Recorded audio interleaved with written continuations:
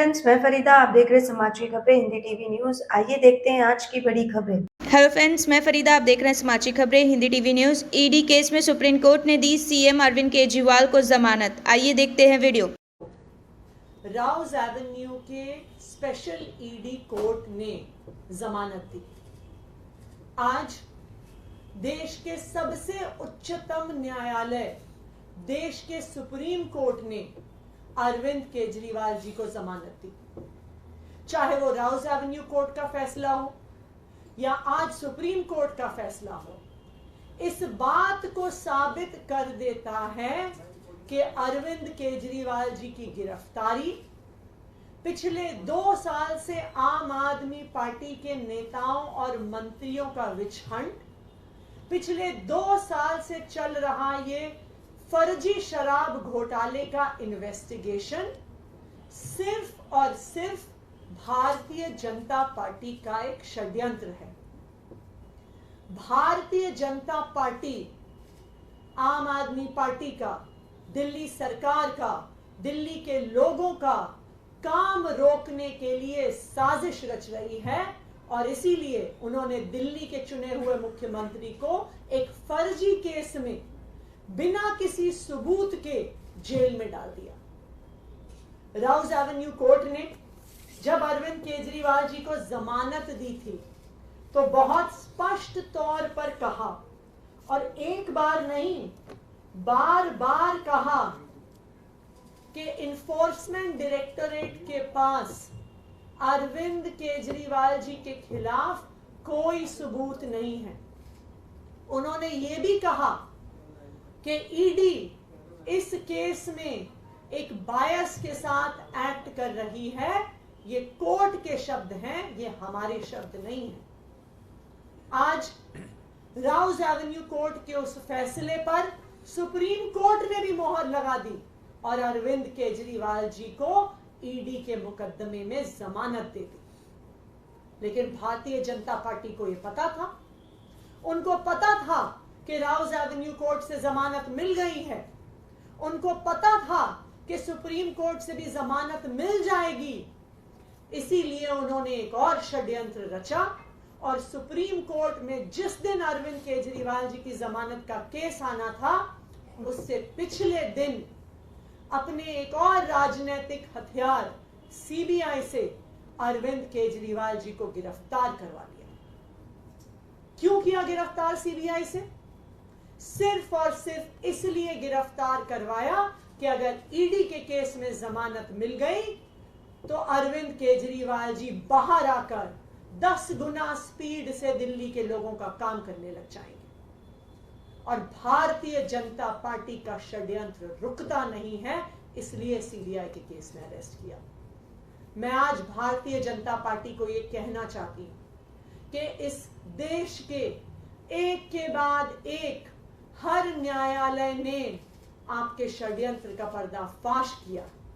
एक के बाद एक न्यायालय ने कहा है कि अरविंद केजरीवाल जी के खिलाफ सबूत नहीं है और आज एक के बाद एक हर न्यायालय अरविंद केजरीवाल जी को जमानत दे रहा है। मैं भारतीय जनता पार्टी को यह कहना चाहूंगी कि अपना घमंड खत्म करिए, अपना अहंकार खत्म करिए और बाकी पार्टियों के खिलाफ, लोकतंत्र के खिलाफ षड्यंत्र रचना बंद करिए। सत्य परेशान हो सकता है लेकिन पराजित नहीं हो सकता। अरविंद केजरीवाल की ये जमानत आज पूरे देश के सामने ये साफ कर देती है कि अरविंद केजरीवाल सत्य के साथ खड़े थे, खड़े हैं और खड़े रहेंगे। सुप्रीम कोर्ट में जाने से पहले इस पर special court, PMLA special court का ऑर्डर आया था। उस ऑर्डर को पढ़ने पर किसी भी व्यक्ति के मन में ये संदेह नहीं रहेगा कि भाई ये केस क्या है। उस ऑर्डर में 3-4 चीजें बड़ी स्पष्ट लिखी हुई है। पहला कि कोई पैसे का लेन देन नहीं हुआ है। दूसरा, पैसे की कहीं एक चवन्नी की बरामद नहीं हुई है। तीसरा, अरविंद केजरीवाल जी का और पार्टी का दूर दूर से किसी चीज में कोई नाता ही नहीं है। जब करप्शन ही नहीं है इस पे तो नाते का सवाल ही नहीं है। और सबसे इंपॉर्टेंट चीज कि उसमें ईडी के इंटेंट को ये मार्क करने वाली बात है कोर्ट के ऑर्डर में ईडी के इंटेंट पे बड़ा क्वेश्चन मार्क लगा है कि ईडी जो है बड़े एक मैलिफाइड इंटेंट के साथ काम कर रही है। ये बहुत बड़ी बात है। जब कोई एक एजेंसी अपने खोटे नियत के साथ किसी पक्ष के साथ व्यवहार करती है तो वो बहुत गंभीर विषय हो जाता है। स्पेशल कोर्ट के बाद मुद्दा आज सुप्रीम कोर्ट में आया। सुप्रीम कोर्ट में एक बड़े प्रश्न पर विचार किया जा रहा था और बड़ा प्रश्न क्या था? वो बड़ा प्रश्न ये था कि क्या ये पूरे का पूरा अरेस्ट इल्लीगल है? तो कोर्ट ने अपने तरीके से अध्ययन करके इसको बड़े बेंच के पास भेजा है।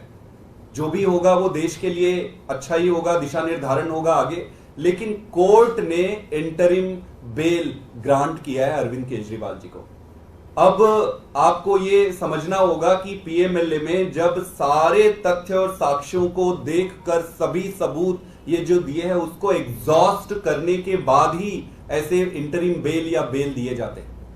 तो मेरा ये सबमिशन है भारतीय जनता पार्टी से कि हर कोर्ट में आपको मुंह की खानी पड़ रही है और ये केस सिर्फ आपके द्वारा रचित एक सर्कस है। तो इस सर्कस को बंद करिए। देश का और जनता का और खास करके दिल्ली की जनता का समय व्यर्थ ना करें। सुप्रीम कोर्ट की double bench justice Sandeep Khanna, justice Dipankar Datta की बेंच ने जो सुप्रीम कोर्ट की छुट्टियों से पहले अपना ऑर्डर रिजर्व किया उसको आज उन्होंने सुनाया। उसके अंदर सुप्रीम कोर्ट के सामने ये सवाल थे कि अगर ईडी पीएमएलए एक्ट के अंडर सेक्शन 19 अरेस्ट करती है और अंडर सेक्शन 45 कोर्ट उसके अंदर बेल की बात सोचता है, तो सेक्शन 19 के अंदर जब ईडी जो एक एजेंसी है वो अरेस्ट करती है तो उसका जो डिसीजन है वो सब्जेक्टिव है, ऑब्जेक्टिव नहीं है। कोई तय सिद्धांत नहीं है किस पे वो अरेस्ट कर रहे हैं और वो सेक्शन 19 बेसिकली उन अफसरों की ओपिनियन है। तो अगर किसी कानून के अंदर बेल के प्रावधान इतने सख्त हैं जितने सेक्शन 45 में है तो उसमें अरेस्ट का थ्रेशोल्ड भी हाई होगा। ऐसा नहीं हो सकता कि आप बात बात पे अरेस्ट कर लें और फिर बेल ना दें। अगर बेल आसान है किसी कानून में तो उसमें अरेस्ट भी आसान होती है और अगर कानून में बेल मुश्किल है तो उसमें अरेस्ट होने भी। तो बेल के सिद्धांत ये है कि अगर बेल मिलना किसी कानून के अंदर कठिन है तो उसके अंदर अरेस्ट का थ्रेशोल्ड भी हाई होना चाहिए। सुप्रीम कोर्ट ने need and necessity of bail के बारे में कहा और सुप्रीम कोर्ट ने दूसरी बात ये कही कि इस मामले में अरविंद केजरीवाल जी करीब 90 दिन से ज्यादा पहले ही जेल में रह चुके हैं, लिहाजा उनको इंटरिम बेल दी जाए।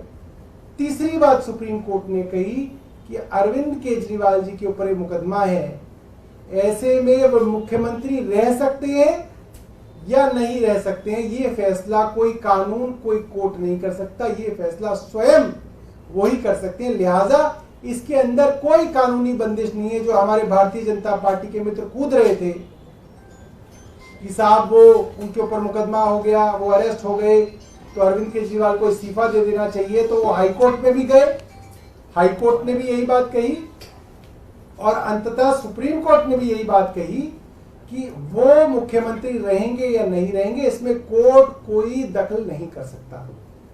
क्या आपका एनजीओ है और काम करने के लिए डोनेशन चाहिए लेकिन 1280G सर्टिफिकेट नहीं होने की वजह से डोनेशन नहीं मिल पा रहा है, तो आप RTI SK के एजेंसी से संपर्क करें।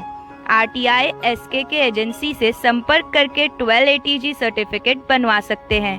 उठाएं फोन और लगाएं कॉल